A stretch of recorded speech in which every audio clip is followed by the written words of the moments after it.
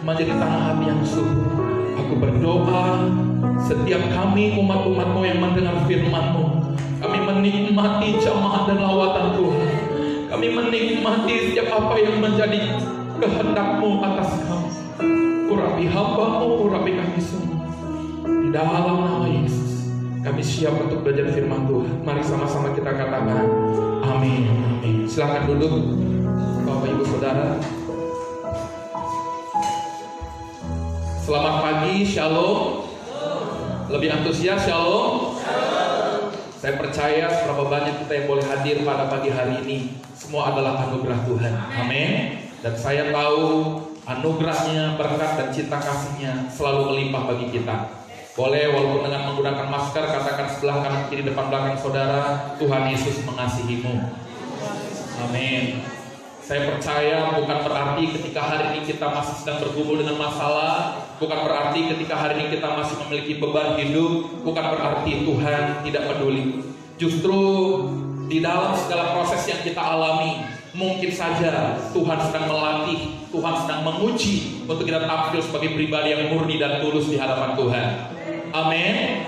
Bapak Ibu mencintai Tuhan, amin. Saudaraku, hari-hari ini saya nggak tahu kalau Bapak Ibu mungkin di beranda, di Facebooknya, di akun sosialnya. Saya punya akun sosial dan hampir setiap hari selalu ada di beranda saya itu kabar duka cita. Ada yang meninggal. Bahkan di kota ini beberapa waktu terakhir ada hamba-hamba Tuhan, ya pendeta-pendeta yang dipanggil Tuhan walaupun usia yang masih muda. Saya tidak ingin membuat kita menjadi takut dengan kematian. Tetapi saya mau mengajak pagi hari ini kita merenungkan bagaimana persiapan kita untuk satu hal yang pasti. Semua kita pasti meninggalkan dunia ini, betul saudara? Ada yang mau bertahan selamanya di dunia ini? Ada yang mau tetap tinggal hidup di dunia ini? Karena firman Tuhan pernah berkata, langit dan bumi satu kali akan berlalu. Tapi firman Tuhan, tapi kerajaan Allah tetap untuk selamanya. Bukan hanya tentang bagaimana mempersiapkan kepada kematian, tetapi bagaimana terpenting adalah selagi kita hidup hari ini, kita didapati menyelesaikan setiap apa yang menjadi agenda Tuhan dalam kehidupan kita. Tema firman Tuhan pagi hari ini saya berikan satu kebenaran, itu finishing well. Katakan finishing well. Mengakhirinya dengan baik. Karena pada akhirnya kita semua akan masuk kepada garis akhir, akan mencapai garis akhir. Tidak tahu kapan, lama atau singkat, tetapi yang terpenting adalah biarlah kita mengakhiri pun semuanya nanti didapati semua dengan baik. Karena saya tahu hari ini Tuhan menciptakan saudara, Tuhan merancangkan kehidupan kita dengan sedemikian banyak prosesnya. Itu semua tidaklah kebetulan, bahwa Tuhan menetapkan satu rancangan yang mulia atas kita. Tidak terkecuali Yusuf, Daniel, Abraham, tokoh-tokoh Alkitab lainnya. Walaupun mereka dikenal sebagai tokoh yang hebat dan masyhur sampai hari ini, ketika kita mempelajari proses hidup yang mereka miliki, tidak jarang mereka seringkali diperhadapkan kepada situasi yang tidak mudah. Untuk itu hari ini saya tahu beberapa di antara kita sedang bergumul dengan konflik, dengan pergumulan, dengan keadaan tantangan hidup. Tetapi sekali lagi yakinkan bahwa Tuhan kita lebih besar dari semuanya. Kalau Tuhan mengizinkan semua itu boleh terjadi, maka saudara pasti akan menang di dalam Tuhan. Di balik semua itu, biarlah apa yang menjadi kehendak Tuhan itu yang terjadi. Katakan amin. Kurang antusias, katakan amin. Saudara percaya Tuhan saudara lebih besar dari masalahmu? Tuhan kita lebih hebat daripada pergumulan saudara? Coba lihat kanan kirinya, adakah tanda-tanda senyum? Mari kita baca satu ayat kebenaran dalam kitab Kisah Rasul pasal 20 ayat yang ke-24. Pagi hari ini saya mengajak kita belajar dari satu keteladanan yang diberikan oleh Rasul Paulus. Dalam kitab Kisah Para Rasul 20 ayat yang ke-24, dan menghormati pembacaan firman Tuhan, mari kita bangkit berdiri saudaraku. Dan saya rindu untuk kita boleh mengikuti dengan baik setiap pembacaan firman Tuhan, penyampaian firman untuk menjadi berkat bagi kita semua.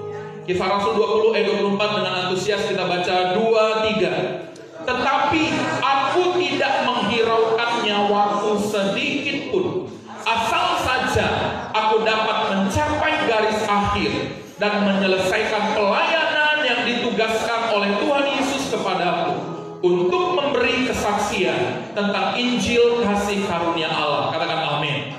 Silakan duduk Bapak Ibu Saudara. Untuk menjadi perbandingan, saya akan membacakan dalam ayat yang sama dalam terjemahan yang berbeda, dalam terjemahan sederhana Indonesia. Tetap ayat tadi ditampilkan.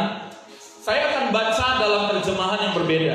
Perhatikan, dikatakan, tetapi bagi saya, hidup atau mati itu tidak penting.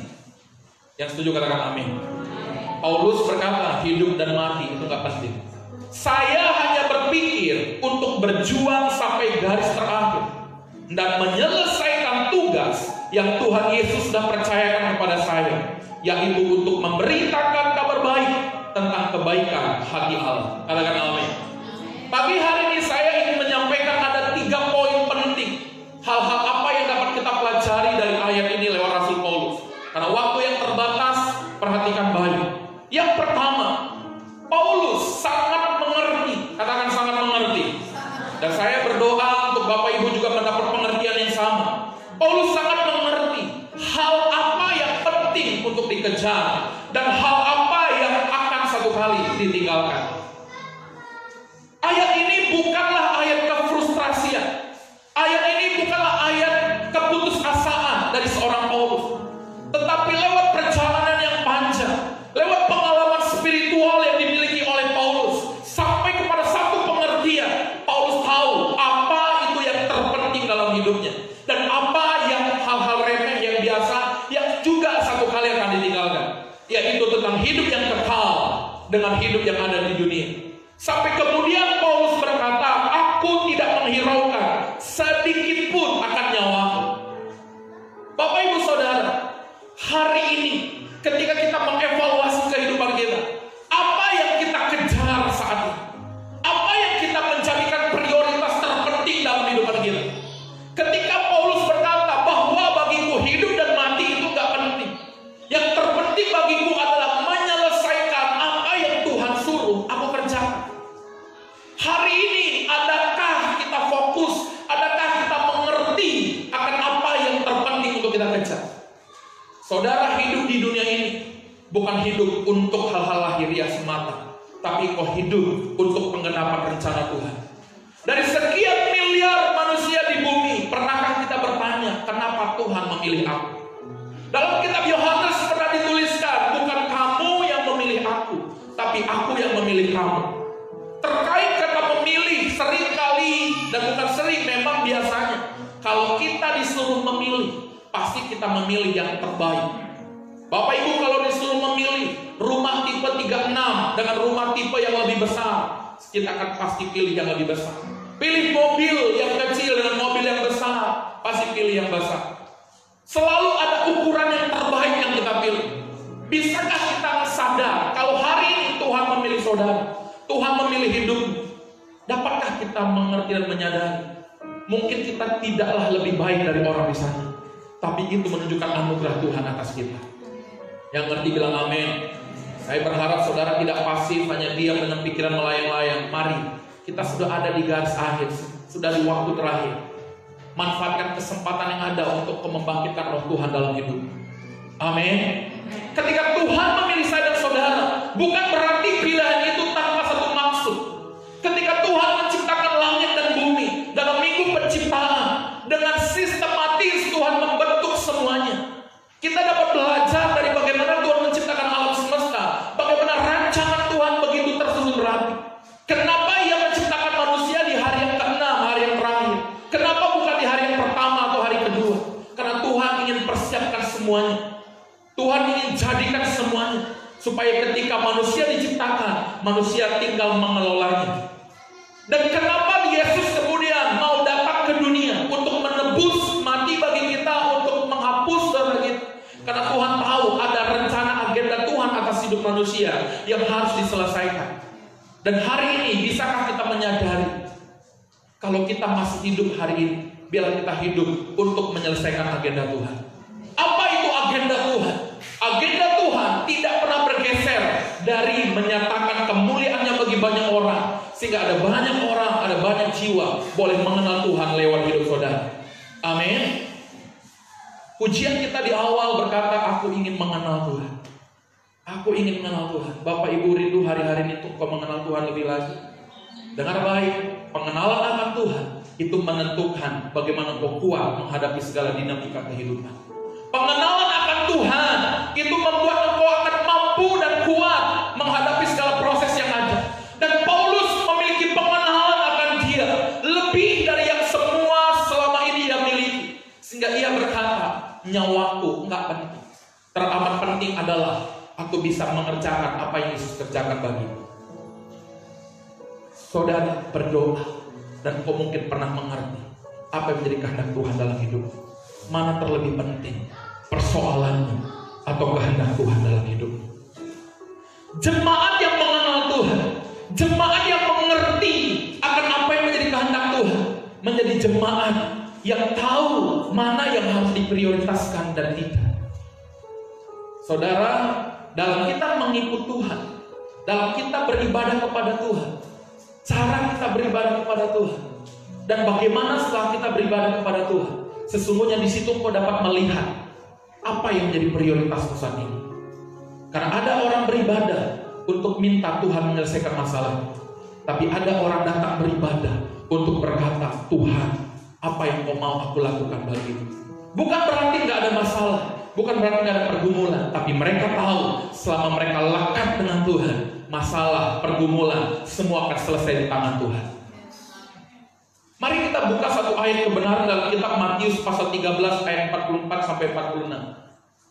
Matius pasal 13 ayat 44 sampai 46. Hal kerajaan sorga seumpama harta yang terpendam di ladang, yang ditemukan orang lalu dipendamnya lagi.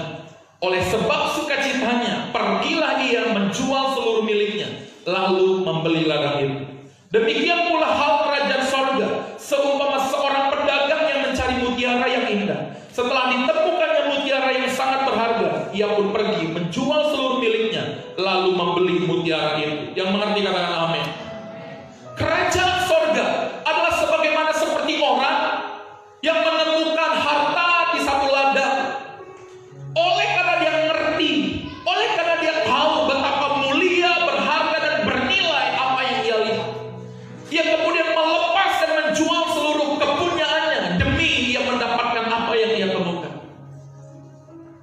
Jemaat Tuhan yang memiliki pengertian dan pengenalan akan kemuliaan Tuhan, akan janji Tuhan, akan kehebatan Tuhan, akan kemudian mendapat pengertian yang baru bahwa masalah hidup, bahwa semua pergumulan, semua hal-hal lahiriah yang dunia kejar hari-hari ini pun tidak ada arti apa-apa dibandingkan dengan dia. Halo, ketika Bapak Ibu hari ini punya uang 10.000, saya mungkin pernah ilustrasikan itu. Maukah saudara tukar dengan uang yang saya beri seharga senilai 100.000? Mau saudara? Mau? Ada uang, Bapak Ibu punya uang 10.000, saya mau tukar dengan 100.000. Kesepakatannya kalau Bapak Ibu mau terima yang saya beri, Bapak Ibu lepaskan yang 10.000. Adakah hari ini kita masih memegang kuat kehidupan lahiriah kita, kehidupan duniawi kita? Ada banyak orang yang ingin mengejar keselamatan, ada banyak orang yang ingin mengejar kerajaan Allah, ada banyak orang yang ingin mengejar kemuliaan dan janji-janji Tuhan, tetapi mereka enggan melepas semua yang duniawi dalam hidupnya. Mereka enggan melepas semua yang lahiriah dalam hidupnya. Tapi pagi hari ini, biar kita mendapatkan satu pengertian yang sama yang dimiliki oleh Paulus. Katakan amin. Bahkan ukurannya untuk nyawa, katakan nyawa. Bahkan untuk hidup mati kita pun itu menjadi hal yang tidak terlalu penting dibandingkan dengan apa yang menjadi kehendak Tuhan. Kita bisa belajar seperti Sadrak, Mesak, Abednego berulang kali disampaikan. Dia nggak merengek-rengek minta mujizat supaya api menjadi air. Dia nggak merengek-rengek untuk minta api itu menjadi dingin. Tapi dia berkata, bahkan kalaupun Tuhan tidak tolong kami nggak akan mau berpaling dari Tuhan dan menyembah patung Tuhan. Iman yang benar adalah iman yang mau tetap setia, yang mau tetap berpegang teguh kepada kebenaran, sekalipun apa yang engkau harapkan itu belum wujud nyata. Karena kita tahu Tuhan kita nggak pernah ingkar, Tuhan kita nggak pernah terlambat. Katakan amin. Karena Tuhan kita adalah Tuhan yang peduli, Tuhan yang selalu tahu cara untuk menolong umatnya. Tetapi hari ini persoalannya adalah, maukah kita mengejar apa yang teramat penting? Yang kedua, Bapak Ibu, kembali di ayat yang tadi, Kisah Rasul pasal 20 ayat 24. Apa yang bisa kita pelajari dari hal ini? Paulus berhasil mengambil keputusan. Katakan mengambil keputusan. Paulus berhasil mengambil keputusan. Hidup bukan untuk memiliki dunia. Hidup bukan untuk hal lahiriah. Namun hidup untuk menyelesaikan agenda ilahi di dalam kehidupannya. Bapak Ibu boleh sambil buka dalam kitab Filipi 3 ayat 4 sampai 8. Kitab Filipi pasal 3 ayat 4 sampai 8, Bapak Ibu boleh baca masing-masing. Saya akan jelaskan secara cepat untuk waktu kita. Dalam kitab Filipi pasal 3 di sana dituliskan ada banyak poin-poin yang dapat disebut sebagai kebanggaan secara lahiriah. Paulus bukan orang sembarangan. Paulus bukan orang yang berasal dari kalangan putus asa lalu cari Tuhan. Bukan. Dia adalah orang yang terpandang. Dia orang yang disegani. Orang yang punya kedudukan saat ini.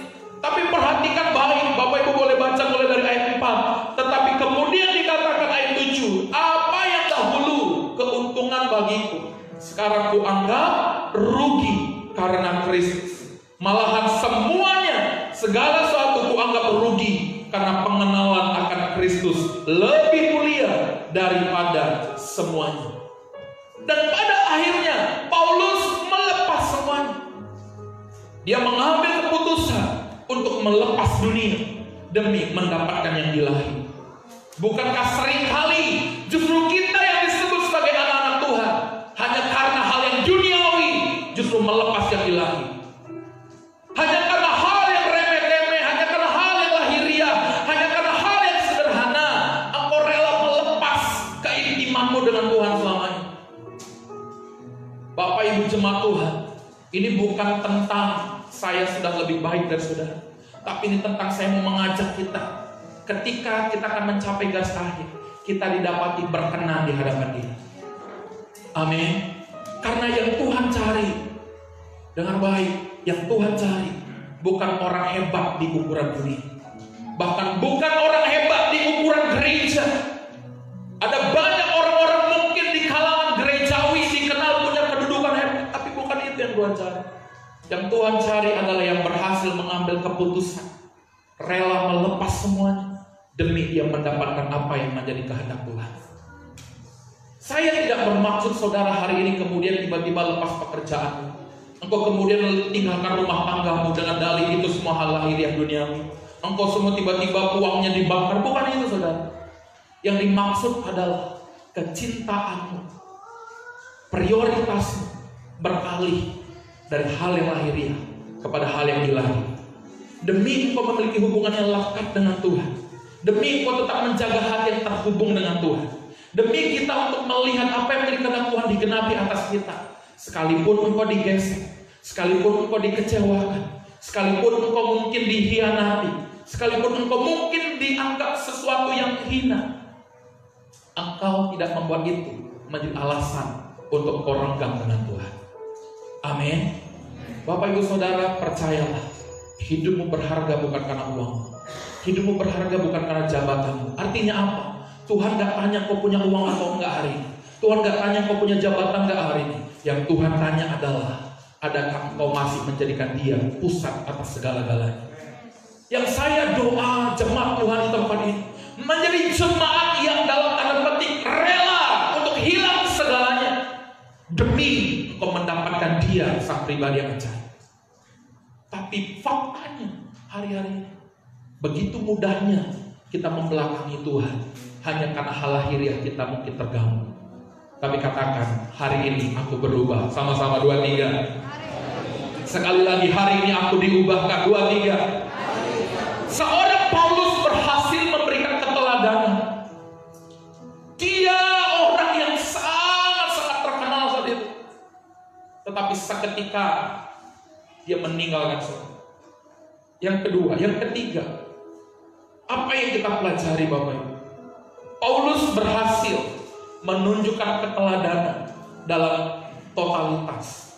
Yang pertama, Paulus sangat mengerti apa yang penting untuk dikejar, apa yang harus ditinggalkan. Yang kedua, Paulus berhasil mengambil keputusan untuk hidup bukan untuk dunia, tapi untuk menyelesaikan agenda Allah. Yang ketiga, Paulus berhasil menunjukkan keteladanan. Katakan keteladanan dalam totalitasnya. Katakan totalitas. Saya ngerti Bapak Ibu setuju, dan bahkan mungkin sudah pernah engkau rela berkorban, rela menanggung perasaan, engkau mungkin pernah dikhianati dan engkau mengampuni. Mungkin kita sudah pernah melalui hal-hal tersebut. Tetapi dengar baik, itu pun tidak akan pernah menjadi berkenan sampai kita memilikinya dengan totalitas, dengan sepenuh hati. Dalam kitab 2 Korintus pasal 11 ayat 23 sampai 28, 2 Korintus 11 ayat 23 sampai 28. Bapak Ibu juga boleh baca masing-masing. Dan saya harap semua bisa mengikuti dan mencatat ayat-ayat yang saya sampaikan. Paulus tidak meninggalkan jabatan-jabatan lahiriah demi mengejar jabatan gerejawi. Karena ada orang berpikir, oh aku melepas semuanya, tapi niatnya sama saja, mengejar jabatan juga walaupun dalam konteks gerejawi. Aku melepas semua kebanggaan lahiriah, bukan untuk kebanggaan gerejawi. Dengar baik. Tapi apa yang Paulus lakukan? Lihat 2 Korintus 11 ayat 23 sampai 28. Wow. Di sana dikatakan ia dipenjara, ia didera di luar batas, kerap kali dalam bahaya maut. 5 kali aku disesah orang Yahudi, setiap kali 40 kurang 1 pukulan. Bapak Ibu perlu mengerti bahwa tradisi Yahudi setiap kali disesah, setiap kali dicambuk itu maksimal 40 kali. Kalau sudah 40 kali cukup, nggak boleh lagi dicambuk. Orang-orang saat itu dengan kejamnya sengaja tidak menggenapkan angka 40, dikurangi 1, 39. Tujuannya apa? Supaya nanti cambuk lagi. Dan selama 5 kali Paulus mengalami hal yang sama. Ia juga mengalami dilempari dengan batu. Bahkan ia pernah dianggap sudah mati. Paulus pernah mengalami karam kapal, sehari semalam terkapung-kapung di tengah laut, dan seterusnya. Bagaimana ia mengalami ancaman maut setiap hari. Bapak Ibu ikuti saya, katakan amin.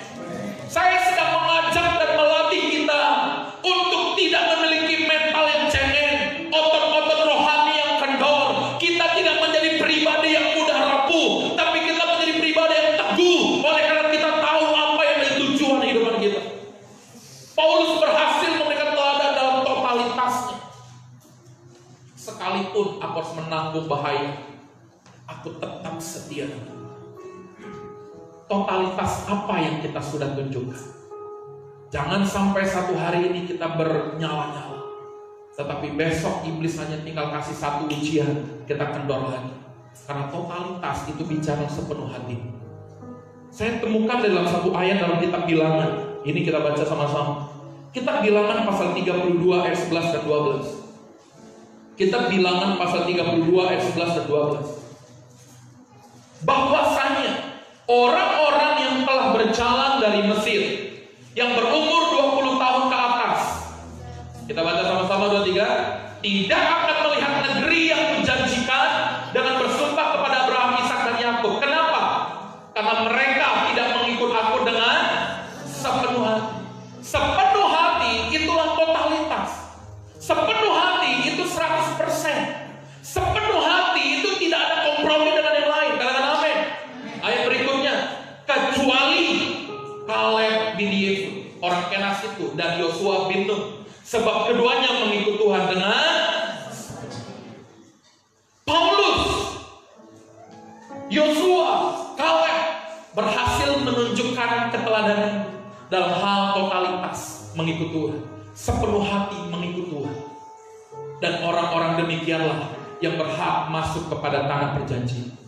Saya berdoa namamu dikenal dan disebut sebagai pribadi yang mengikut Tuhan dengan sepenuh hati. Bukan setengah. Bukan setengah. Mari saudara dengar baik, evaluasi, koreksi hidupan kita hari ini. Kalau kita ikut Tuhan masih 50%, 60%, bahkan mungkin 90%. Engkau belum sepenuh hati. Jangan kaget ketika satu kali engkau ditolak masuk kepada tanah perjanjian, kepada tempat rumah Bapa yang kekal. Karena yang diminta adalah sepenuh hati.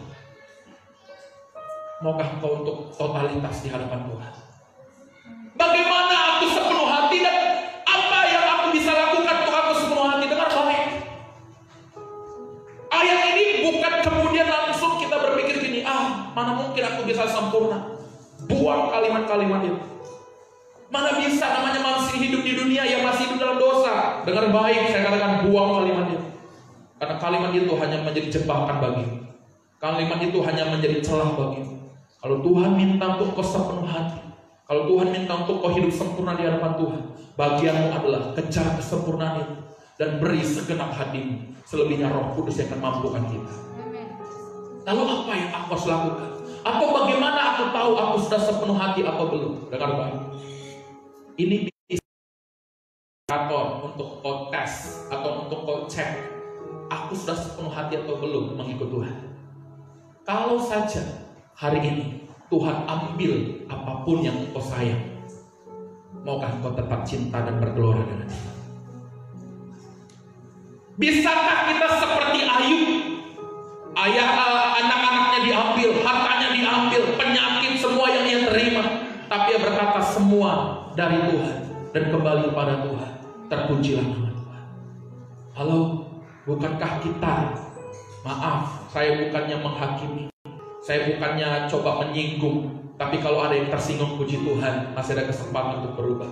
Bukankah kita hanya oleh karena satu dua hal yang gak serak di hati, yang gak cocok di mata, yang gak enak di telinga, dan itu menggores hatimu, lantas engkau lekas-lekas mundur dari Tuhan, lantas engkau mundur dari firman Tuhan, lantas engkau kemudian menyangkali, memungkiri kekuatanmu dalam Tuhan. Belum apa-apa, Tuhan belum ambil nyawa keluarga kita demi Injil, Tuhan belum ancam nyawamu demi Injil, Tuhan belum ambil hartamu demi Injil, belum apa-apa dibanding dengan Paulus. Tapi maukah kita dilatih untuk kita sama-sama didapati hidup segenap hati dengan Tuhan? Dengar baik jemaat Tuhan, sekali lagi saya mau katakan, jangan jadikan Tuhan untuk menjadi sarana memuaskan apa yang menjadi kehendakmu. Jangan jadikan Tuhan sebagai alat hanya untuk menjawab doamu, tapi jadikan hidupmu sepenuhnya untuk menjadi seperti apa yang Tuhan mau. Ukuran ini itu nggak akan lagi di sana nanti didapati yang ibadahnya setengah-setengah. Setengah-setengah bukan lagi hari ini datang besok, enggak. Ibadahnya setengah ibadah awal di dalam, setengah ibadah di luar. Atau setengah di luar, setengah di dalam. Atau mungkin sepenuh waktu ada di dalam gereja, tapi hatinya tak ke kanan, tak ke kiri. Ini bukan juga soal gereja saja. Di luar sana, engkau juga nggak kompromi lagi dengan dosa. Dan Bapak Ibu tahu bahwa identitasmu di dalam Tuhan bukan lagi identitas lahiriah, tapi sebagai anak-anak Tuhan. Katakan anak-anak Tuhan. Tunjuk sebelah kanan kiri, katakan engkau adalah anak-anaknya. Anak-anaknya, anak-anak Tuhan. Artinya apa? Tidak ada lagi hal lain selain engkau mewarisi DNA ilahi, selain engkau mewarisi sifat-sifat ilahi, selain engkau mewarisi karakter Kristus. Mungkin suara ini sepertinya agak keras buat kita, tapi saya mau katakan, kalau engkau justru nggak punya DNA ilahi, engkau nggak punya sifat ilahi, engkau nggak punya karakter Kristus, engkau bukan anaknya. Hanya mengaku anaknya, tapi dia nggak kenal engkau. Lebih baik saya katakan dan saudara dengar hari ini, daripada nanti saudara dengar waktu penghakiman dan tidak ada waktu lagi. Saudara, apa itu karakter Kristus? Yesus pernah berkata, belajarlah kepadaku, aku rendah hati dan lemah lembut. Firman Tuhan pernah berkata, Allah itu adalah kasih. Sehingga anak-anaknya pasti juga di dalam kasih. Kasih itu apa? Juga dijelaskan. Kasih itu sabar. Amin. Kasih itu tidak cemburu, tidak iri. Kasih itu mudah mengampuni, mudah memaafkan, menutupi segala sesuatu dan sebagainya. Ketika kau punya kasih, sesungguhnya kau adalah orang yang paling berbahagia. Ketika kau hidup dalam kasih, hidupmu paling enjoy, damai. Tuhan pernah berkata, hendaklah hidupmu berdamai dengan semua orang. Karena firman Tuhan pernah menuliskan, dia adalah sumber dari damai sejahtera. Hari ini beban apapun yang ada di pundakmu, pergumulan hebat apapun yang ada di pikiranmu, masalah seberat apapun yang mungkin hari ini kau pikul, solusinya hanya satu. Datang di hadapan Tuhan dan terima rohnya yang menghidupkan kita. Roh itulah yang memampukan engkau menghadapi semuanya. Amin. Secara cepat saya mau bagikan begini saudara. Pada akhirnya, ketika kita tahu kita sudah ada di garis akhir, di batas, di hari-hari terakhir, tidak beda dengan seorang atau satu tim pelari estafet, maka pelari terakhir akan berlari jauh lebih kencang. Dan sengaja setiap tim akan memilih pelari tercepat ada di bagian akhir untuk menyelesaikan estafet terakhir. Hari ini pun saya mau berkata, Di balik dari semua keteladanan yang kita pelajari dari seorang Paulus, lebih lagi, karena kalau Paulus mungkin hidup ribuan tahun lalu sudah menubuatkan itu pun hari terakhir, lebih lagi kita yang hari ini, kita ada di lap atau ada di putaran terakhir, kita ada di garis-garis terakhir, kita ada di injury time, ada di waktu-waktu di mana peluit akan dibunyikan, tanda semua kehidupan akan berakhir. Yang setuju bilang amin. Yang setuju bilang amin. Lalu apa yang harus menjadi respon kita? Lebih fokus. Katakan lebih fokus. Bahkan lebih totalitas. 1 Petrus 4 ayat 7. Mari kita baca ayat ini sama-sama. 1 Petrus 4 ayat 7. Saya bersyukur bila mana ada Bapak Ibu yang boleh tetap fokus dengan apa yang saya sampaikan. 1 Petrus 4 ayat 7. Mari kita baca sama-sama, saudara. Yang sudah dapat katakan amin. 2, 3. Kesudahan segala sesuatu sudah dekat. Karena itu kuasailah dirimu dan jadilah tenang supaya kamu dapat berdoa. Kembali saya akan bacakan ayat ini dari terjemahan sederhana Indonesia. Dari terjemahan TSI di ayat yang sama. Ayatnya tetap ditampilkan. Dikatakan begini. Tidak lama lagi segala sesuatu akan berakhir. Karena itu hendaklah kita menguasai diri, menjaga pikiran kita supaya kita selalu siap untuk berdoa. Ayat ini sudah ditulis ribuan tahun lalu. Kalau dulu pun dikatakan sudah dekat, maka artinya hari ini sudah jauh lebih dekat. Dan semua apa yang terjadi secara global, kita sepakat semua adalah penggenapan atas nubuatan di akhir zaman. Terlepas dari bagaimana nantinya, kapan nantinya semua akan berakhir, firman Tuhan sudah memberikan kita tugas. Firman Tuhan sudah memberikan tips apa yang harus kita lakukan menjelang semuanya akan berakhir. Menguasai diri, katakan menguasai diri, menjadi tenang, dan tetap berdoa. Secara cepat saya akan selesaikan di 3 hal ini. Bapak Ibu lihat di kitab 1 Korintus 9 ayat 25. 1 Korintus 9 ayat 25 dikatakan, tiap-tiap orang yang turut mengambil bagian dalam pertandingan menguasai dirinya dalam segala hal. Mereka berbuat demikian untuk memperoleh suatu mahkota yang fana, tetapi kita untuk memperoleh suatu mahkota yang abadi. Dianalogikan, digambarkan seperti seorang yang bertanding, seorang yang berlomba. Mereka akan menguasai dirinya untuk bisa menjadi seorang pemenang. Seorang atlet, seorang pelari menguasai dirinya untuk bisa teratur berolahraga, teratur dalam latihan, teratur dalam menjaga pola makan. Seorang atlet bisa menguasai dirinya sedemikian rupa dengan tujuan untuk menjadi seorang pemenang yang mendapatkan mahkota. Dan firman Tuhan bilang, kita lebih lagi. Katakan lebih lagi. Sejatinya kita yang mengerti bahwa hidup ini adalah pertandingan. Hari demi hari kita bertanding dengan pergumulan, dengan semua tipu daya iblis. Maka firman Tuhan bilang, kuasai dirimu. Kuasai dirimu bukan untuk mengikuti apa yang dunia tawarkan, bukan mengikuti perasaan dan keinginan, tapi kita mengikuti tuntunan dan kehendak Allah. Kuasai dirimu untuk tetap sama dan serupa dengan apa yang Tuhan mau. Karena dengan menguasai diri sesuai dengan kehendak firman sajalah untuk kita akan mendapatkan mahkota yang abadi. Pertanyaannya, sudahkah kita menguasai diri hari ini? Contohnya gini, pengen marah tapi tenang, kuasai. Pengen sakit hati, kuasai. Amin. Kayaknya pengen balas tapi kuasai. Karena bagian dari buah roh yang tidak bisa dipisahkan dari kasih, dari sukacita, ternyata akhirnya disebutkan penguasaan. Lihat wanita tetangga cantik, pengen kuasai. Lihat istri sebelah, kuasai. Lihat suami orang kayaknya lebih ganteng, kuasai. Lihat uang orang jatuh, lihat dompet orang sebelah, lihat apapun itu yang membuat kau bisa jatuh dalam dosa, kuasai. Amin. Kuasai seperti apa? Kuasai untuk menjadi seperti apa yang firman inginkan saja. Pertanyaannya, seberapa serius kita menguasai diri? Seringkali kita lost, nggak punya rem, gas terus. Masa bodoh orang mau ngomong apa?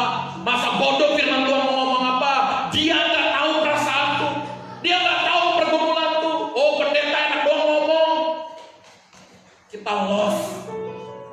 sudah los, nabrak, masuk jurang, baru berseru, katakan itu bukan aku lagi. Gak ada yang mau berubah? Katakan itu bukan aku lagi. Kita adalah pribadi yang mau menguasai diri. Amin. Ayo kuasai dirimu dari segala tipuan itu. Yang kedua, menjadi tenang. Nah, dalam terjemahan TSI tadi dikatakan jaga pikiran. Dengarin baik Bapak Ibu. Penting untuk hari-hari ini kita tenang. Covid sana sini, orang meninggal sana sini, deru perang sana sini, ancaman ekonomi segala macam. Mungkin membuat kita takut dan khawatir, tapi dengar baik. Hari ini engkau harus menguasai diri. Yang kedua, menjadi tenang di dalam Tuhan. Satu ayat dalam kitab Mazmur pasal 62, ayat yang kedua. Mazmur pasal 62 ayat yang kedua. Kalau di handphone atau di sini ayat 1 dikatakan gini, hanya dekat Allah saja aku tenang. Daripadanya lah keselamatan.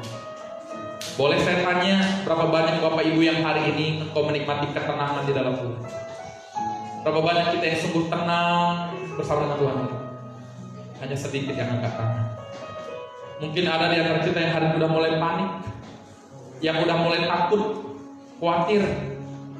Ada yang mungkin sampai hari ini dompetnya udah kosong, rekeningnya udah kosong, wah udah mulai bayar uang anak sekolah. Mungkin ada yang kuliahnya mungkin sudah di ujung waktu belum selesai, udah mulai khawatir.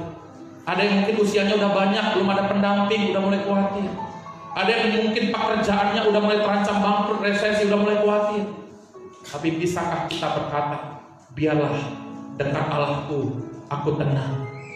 Tenanglah jiwaku, karena daripadanya datang pertolongan. Bisakah saudara percaya hal itu? Amin.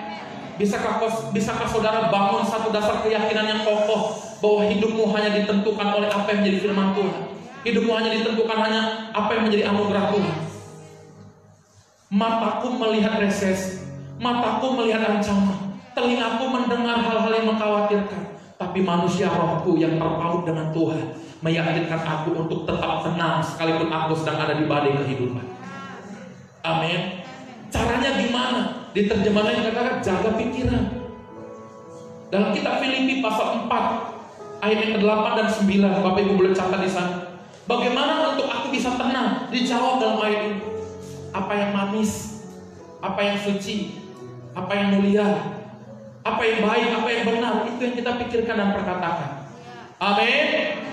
Apa yang menjadi firman-Nya, apa yang menjadi janjinya, apa yang menjadi ketetapannya, itu sajalah yang kau pikirkan dan perkatakan. Biarlah itu yang membuat kau tetap tenang di dalam Tuhan. Yang ketiga, untuk kau bisa berdoa. Pada akhirnya saudaraku, orang-orang yang kuat, orang-orang yang siap untuk mencapai garis akhir di semua putaran yang ada. Firman Tuhan berkata, hendaklah engkau menguasai diri, tenang supaya kau bisa berdoa. Di terjemahan lain katakan supaya kau selalu siap untuk berdoa. Maksudnya apa? Pada akhirnya yang Tuhan mau, keintimanmu dengan Tuhan. Engkau tenang, kau bisa kuasa diri supaya kau tetap percaya kepada Tuhan. Dengar baik, doa bukan tentang lipat tangan dan mengucapkan sesuatu. Doa bukan tentang menaikkan permohonan, tapi ada di balik itu pengertian yang lebih dalam adalah doa adalah tentang engkau tetap percaya kepada Dia. Doa adalah tentang engkau tetap berserah kepada Dia. Doa adalah engkau tetap menyatakan bahwa Dia yang berdaulat atas hidupmu.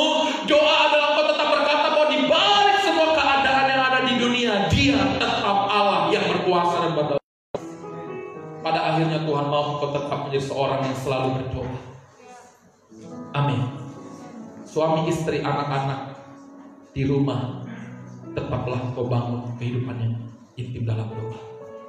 Karena doa itulah yang akan menarik kerajaan Allah turun. Amin. Saudara, kalau habis kuota, pasti upayakan caranya gimana supaya bisa beli pulsa. Doa nggak perlu pulsa, yang butuh hanyalah hati yang percaya. Saya tutup dengan satu ayat terakhir. Saya minta pemain musik boleh siap ke depan. 2 Timotius 4 ayat 7 dan 8 menutup untuk renungan pagi hari ini. 2 Timotius pasal 4 ayat 7 dan 8. Sekali lagi kita mari baca bersama-sama 2-3. Aku telah mengakhiri pertandingan yang baik. Aku telah mencapai garis akhir dan aku telah memelihara iman. Sekarang telah tersedia bagiku mahkota yang akan dikaruniakan kepadaku oleh Tuhan. Hakim yang adil pada harinya. Tetapi bukan hanya kepadaku, melainkan juga kepada semua orang yang merindukan kedatangannya. Pada akhirnya Paulus bukan hanya memberikan teori, tapi dia berhasil menyelesaikannya. Dan dia berkata, sudah tersedia bagiku mahkota kehidupan, tapi bukan hanya untuk aku, tapi untuk juga saudara yang merindukan kedatangan Tuhan. Amin. Mari biarlah namamu yang tercatat dalam ayat ini. Biarlah namamu tersebut seperti yang dimaksud di ayat ini. Edi Surbakti mengakhiri pertandingan yang lain, mencapai garis akhir dan memelihara iman. Bukan berapa lama kau hidup. Doamu hari ini harusnya diubah. Bukan lagi Tuhan beri aku umur panjang, penting sih, tapi bukan itu yang utama. Tapi buat aku Tuhan dapat mencapai garis akhirku nanti dengan baik, dan aku memelihara iman. Karena bukan tentang sekarang atau nanti, tapi terpenting kau menyelesaikan apa yang menjadi agenda Tuhan. Karena kalau belum selesai, Tuhan pun akan jaga nyawa. Kalau Tuhan tahu masih ada rencananya yang kau harus kerjain, Tuhan akan pelihara nyawa. Sama seperti Ayub, Tuhan bentengi nyawanya. Tapi apa artinya kau masih punya nyawa, tapi kau tidak hidup untuk menggenapi rencananya? Gak ada arti. Terakhir saya mau katakan Bapak Ibu, hari ini saya tahu engkau punya pergumulan, Bapak Ibu punya persoalan. Bapak Ibu mungkin setiap hari menangis, air matamu mengalir oleh karena satu hal, dua hal yang kau alami. Tapi bisakah kau tegakkan kepalamu hari ini? Bisakah kau busukkan dadamu hari ini dan berdiri tegak di hadapan Tuhan? Dan kau berkata, Tuhan, aku berkata masalah semuanya sudah selesai di kaki Tuhan. Walaupun secara lahiriah aku melihat itu masih ada, tapi aku mau berdiri teguh hanya untuk apa yang menjadi rencana Tuhan. Maukah saudara berpaling, kau putar arah kompas, jarum kompas yang tadinya kau hanya bergumul untuk hidupmu. Hari ini kau mulai dengar suara Tuhan, apa yang Tuhan mau kerjakan atasmu, bagi menggenapi rencananya, bagi banyak orang untuk diselamatkan, bagi pekerjaan pelayanan Tuhan yang ada. Amin. Saya percaya saudara, di saat yang sama, secara tidak terduga, Tuhan akan tolong engkau keluar dari segala persoalan hidup. Amin. Dan biar ketika kita sampai pada titik akhir itu, saya nggak tahu siapa yang duluan, saya nggak tahu setelah ini siapa, atau mungkin kita akan bersama-sama menyambut dia datang kedua kali, bisa saja. Tetapi terpenting bukan itu saudara, terpenting adalah kita semua didapat mengakhirinya dengan baik, finishing well.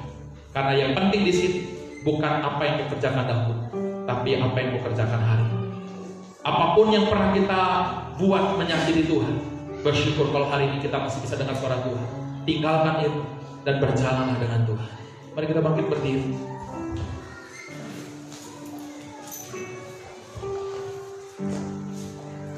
Terima kasih Tuhan.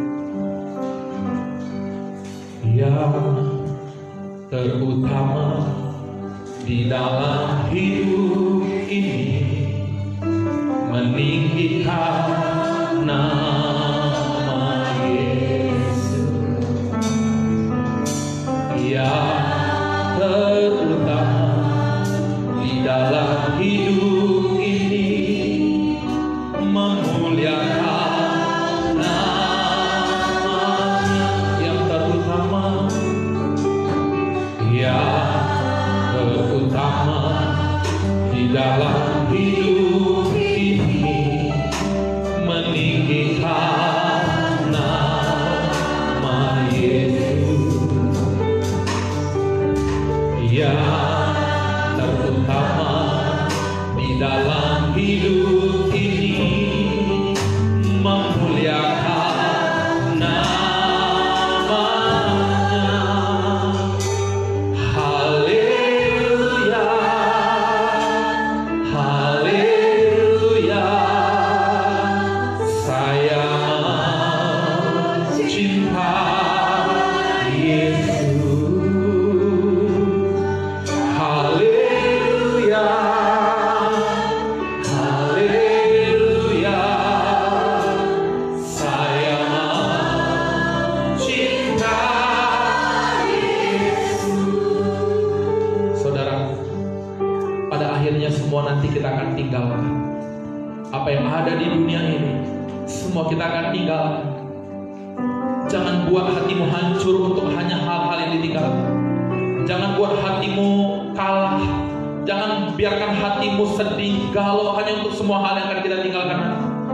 Terpenting adalah apa yang menjadi tanggung jawabmu kerjakan. Apa yang menjadi tugasmu kerjakan. Apa yang kau harus lakukan, lakukan dengan terbaik. Selebihnya arahkan pandanganmu kepada mahkota yang kekal. Tuhan sudah siapkan rumahmu di sana. Tuhan sudah siapkan tempatmu yang kekal dan mulia di sana. Dapatkah kau percaya dan bayangkan hal itu? Usap air matamu untuk hal-hal yang di dunia ini. Usap air matamu untuk segala kesedihan dan kegagalan. Karena Tuhan sedang menawarkan kemuliaan. Tuhan ingin menguatkan dan meneguhkan engkau untuk kau tetap teguh berdiri dan berjalan bahkan berlari di dalamnya apa yang menjadi rancangan. Maukah kau coret setiap apa yang menjadi ambisimu? Maukah kau coret setiap apa yang menjadi keinginan demi kepentingan dirimu sendiri? Demi kau tuliskan apa yang menjadi kehendak Tuhan dalam hidup, apa yang menjadi kepentingan kerajaan Allah bagi engkau. Maka di saat yang sama engkau akan mendapati anugerah, perkenanan, dan pertolongan Tuhan nyata atas. Mungkin kita berpikir, wow, Sadrak, Mesak, Abednego hebat mengalami yang di dalam perapian menyala-nyala tapi tidak gosong. Mungkin kita merasa, wow, hebat Daniel luput dari gua sini. Tapi ada satu makna yang lain yang saya mau sampaikan. Kenapa mereka diizinkan Tuhan luput dari semua itu? Karena Tuhan masih punya rencana dan agenda lewat hidup mereka. Tuhan jaga mereka. Dengar baik. Ada waktunya. Mungkin Tuhan sepertinya tidak menjawab doa. Tapi Tuhan di saat yang sama sedang membentuk hatimu. Karena Tuhan ingin dengan hati yang baru engkau untuk mengerjakan apa yang menjadi rencana Tuhan. Mungkin Tuhan belum menjawab seruanmu selama ini.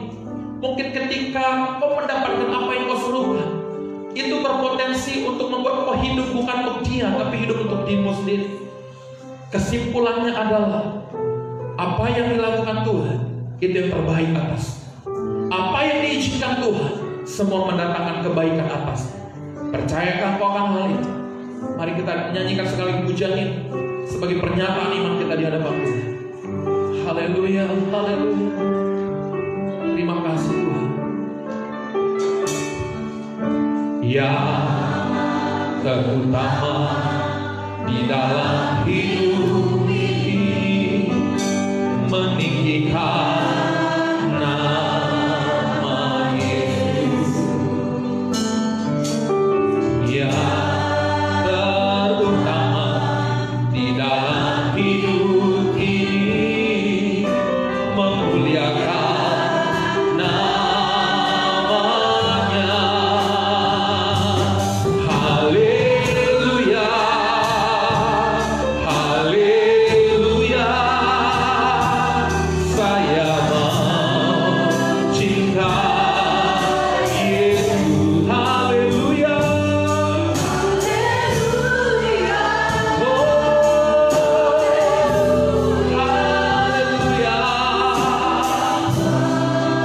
haleluya.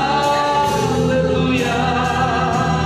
Saya mencintai Yesus. Haleluya, haleluya. Saya mencintai Yesus. Bapak Ibu, satu kali lagi saya minta waktu. Saya digerakkan Tuhan untuk menantang saudara. Karena ini bukan hanya untuk kau dengar, tapi kau untuk respon di dalam hidup. Seberapa banyak saudara, Bapak Ibu jemaat Tuhan yang mendengarkan suara firman Tuhan di hari ini. Engkau yang mau menyatakan satu komitmen dan keputusan dalam hidupmu yang hari ini kau nyatakan di hadapan Tuhan. Tuhan, hari ini dan seterusnya aku hidup hanya hidup untuk Tuhan. Aku hidup hanya bagi Tuhan dan penggenapan rencana Tuhan.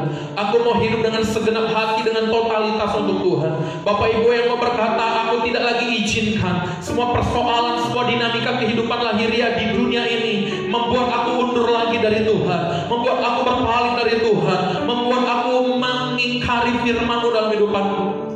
Saudara yang mau berkata, yang mau menjadikan Tuhan terutama dalam hidup, di tempat kau berdiri boleh angkat kedua tangan, saudara. Dan bila kau menyatakan komitmenmu di hadapan Tuhan secara pribadi pagi ini, bukan dengan saya, bukan dengan sebelahmu, abaikan semuanya. Datang dengan Tuhan secara pribadi. Bila Tuhan mendengar hatimu, Tuhan mengetahui sikap hatimu hari ini. Mari sekali lagi nyanyikan dan saya akan berdoa. Ya, terutama tetap angkat kedua tanganmu. Nyanyikan ini sebagai sikap hatimu. Nyanyikan ini sebagai syukurmu. Nyanyikan ini sebagai bentuk cintamu akan kita. Nyanyikan ini sebagai wujud kemenanganmu atas tipu daya dunia. Nyanyikan ini sebagai deklarasimu di atas iblis di hadapan dunia. Sekali lagi yang terutama. Amin. Bila ini yang menjadi pernyataan iman kami. Kami mau katakan semua tipu daya dunia, semua pergumulan dan persoalan tidak akan lagi menghambat langkah kami untuk berjalan dalam penggenapan rencana Tuhan. Bahkan segala tantangan, segala perkara yang mungkin melukai hati kami tidak akan membuat kami lagi berbalik dari jalan Tuhan. Tapi bila ini yang ada setiap kami mencintai-Mu Tuhan. Haleluya. Haleluya. Saya mau cinta Yesus. Haleluya.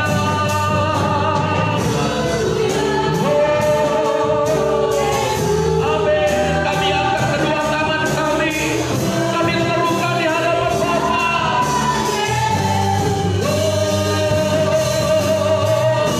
Haleluya. Haleluya. Haleluya. Saya mau cinta segenap hatimu serukan. Haleluya. Haleluya. Saya mau cinta Yesus. Saya mau cinta Yesus. Saya mau cinta Yesus. Aku berdoa untuk setiap tangan yang terangkat ya. Aku berdoa setiap anak-anakmu yang berseru dari hati mereka. Engkau mendengar seruan dan komitmen mereka. Engkau mendengar apa yang menjadi keputusan setiap kami. Tuhan, ini hidup kami. Tuhan, ini keberadaan kami. Biarlah kami senantiasa didapati berkenan. Senantiasa kami didapati sebagai pribadi yang mencintai-Mu. Kami mau berkata seperti Paulus pernah berkata, hidup dan mati kami tidak penting. Yang terpenting adalah kami hidup bagi penggenapan rencana-Mu. Kami mau berkata masalah-masalah kami hari ini gak penting. Yang penting adalah apa yang menjadi ketetapan Tuhan itu hidup dan nyata atas kami. Baik kami punya uang atau tidak punya uang, baik kami sedang diperhatikan atau tidak, kami diingat atau dilupakan, kami dipuji atau dikecewakan, kami ditinggalkan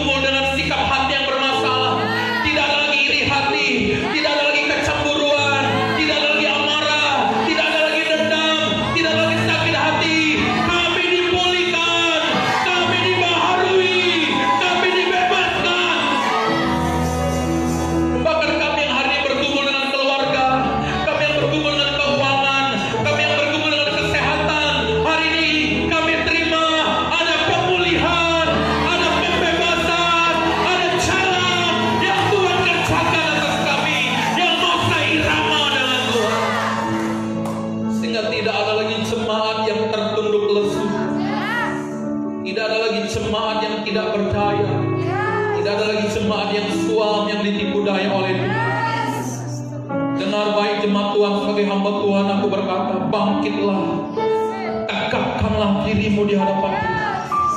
Engkau adalah anak-anak Sang Raja. Engkau adalah anak-anak Allah, pencipta semesta alam. Kenal identitasmu, Dia yang sudah mati bagimu. Hari ini Dia sudah menyiapkan rumah yang ajaib bagimu. Bahkan Dia menyediakan mahkota yang kekal atasmu. Mengapa kau masih kalah dengan dunia? Mengapa kau masih sedih dengan hal dunia? Bangkitlah, tegakkan bahumu, nak. Bangun keintiman dengan Tuhan. Kuasai dirimu, jaga pikiranmu, jadilah tenang. Bangun hidup yang berdoa, maka engkau akan dapati mencapai garis akhir dengan penuh kemuliaan. Akan ada sorak-sorai dari sorga, akan ada tepuk tangan yang meriah menyambut engkau, ada tiupan sangkakala yang menyambut engkau nanti. Kemuliaan Bapa yang mengatasi semua. Sekali lagi aku sampaikan, jangan habiskan air matamu untuk masalahmu yang dunia. Jangan lagi biarkan air matamu mengalir hanya untuk hal-hal lahir. Pandang Tuhan. Dialah Tuhan yang campur tangan menyelesaikan semua itu. Dialah Tuhan yang menyatakan kemuliaan. Mudah dibentuk, mudah diajar yang mau berubah, maka engkau akan selalu mengalami kuasa dan campur tangan Tuhan nyata atas. Sekali lagi angkat kedua tangan. Terima berkat dan anugerah dari Bapa. Terimalah kasih karunia dan perkenanan di dalam Tuhan.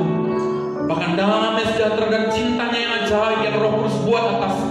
Maka hari ini dan seterusnya engkau akan menikmati hari-hari yang berbeda. Engkau akan mengalami hari-hari yang berkemenangan. Engkau akan mengalami hari-hari yang penuh dengan pujian, karena Tuhan hadir atas itu. Terimalah, terjadilah di dalam nama Tuhan Yesus Kristus yang percaya dan diberkati. Sama-sama kita